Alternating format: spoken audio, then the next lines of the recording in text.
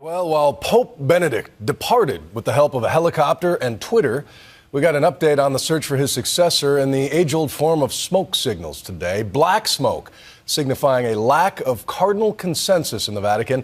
But among the faithful in Rome, waiting for that smoke to turn white, is my co-anchor, Terry Moran, at the Papal Conclave. Terry?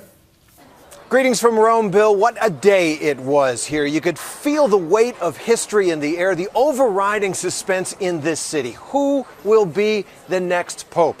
Today, the secret and mysterious process to choose the next pope began. It was just really an awesome day here. Storm clouds gathered over St. Peter's Basilica, almost as if God himself wanted a somber setting for a solemn day in the history of the Catholic Church. Inside, the cardinals and symbolically all the faithful gathered for one last Mass. A reminder amid the mighty spaces of St. Peter's that this whole election, in the belief of Catholics, is a kind of worship, a kind of prayer to pick the next pope.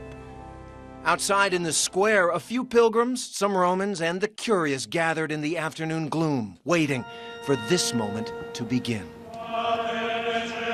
In solemn procession, singing the Litany of the Saints, the 115 cardinals who will choose the next pope left the Pauline Chapel and entered the Sistine Chapel, where Michelangelo's frescoes and their awesome responsibility awaited them.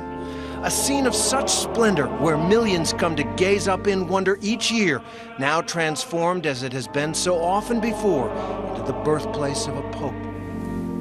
One of these men will be chosen. There was Angelo Scola of Milan, who the bookies have made the favorite, Peter Turkson of Ghana, Christopher Schönborn of Austria, Odilo Scherer of Brazil, all have their supporters, and the Americans running, Sean Patrick O'Malley of Boston, Timothy Dolan of New York. And there, too, among the men who will make this vote, Cardinal Justin Rigali, former Archbishop of Philadelphia.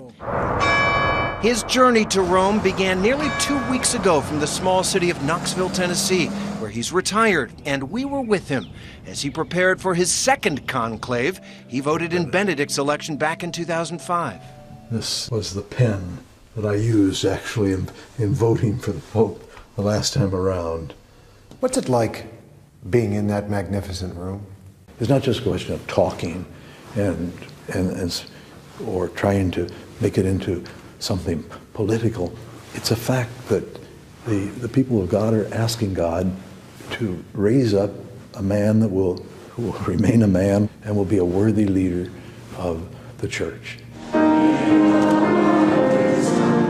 Cardinal Rigali's journey began amid the faithful of Knoxville, a public prayer service with 1,000 high school students and community members.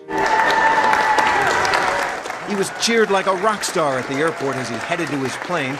And at a layover in Atlanta, I met up with him. Next stop, Rome. Having just arrived, do you have in your heart and mind an idea of who you're going to vote for? This is a very serious election that involves listening, that involves weighing different candidates. It can't be done before you go in and you decide. No, you have to be open to the process that's taking place. Last week, Rigali joined the other cardinals to say farewell to Pope Benedict, and then they got down to the real work here. Meetings and more meetings, where the politics happen, in the coffee breaks, too. The coffee breaks are a component. It gives us the opportunity to speak to cardinals. It gives us the opportunity to exchange our thoughts. That was the backdrop. But this was the reality today, a deeper reality, they believe. And after their oath, after their prayers, the simple command. Extra omnes. Everybody out, colloquially, everybody who's not a cardinal elector. And they left, the staff, the priests, the cameras, too. And the great doors were closed. And they were alone in there. Cardinal Rigali describes the voting as a kind of fellowship in prayer. People are trying to listen to the inspiration of the Holy Spirit. They're trying to listen to the wisdom that is communicated in their brother cardinals. As a cold, damp evening fell on the Eternal City, thousands waited in St. Peter's Square, straining to see the chimney atop the Sistine Chapel, the smoke signals that signify a vote has been taken.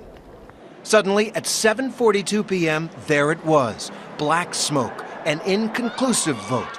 There is no Pope tonight. A plain but wholesome dinner for the Cardinals tonight, we're told. Pasta, of course, soups and some cheeses. They'll talk among themselves. They're staying in a Vatican guest house. No phones, no TVs. And then in the morning, they'll go back into the Sistine Chapel to try again.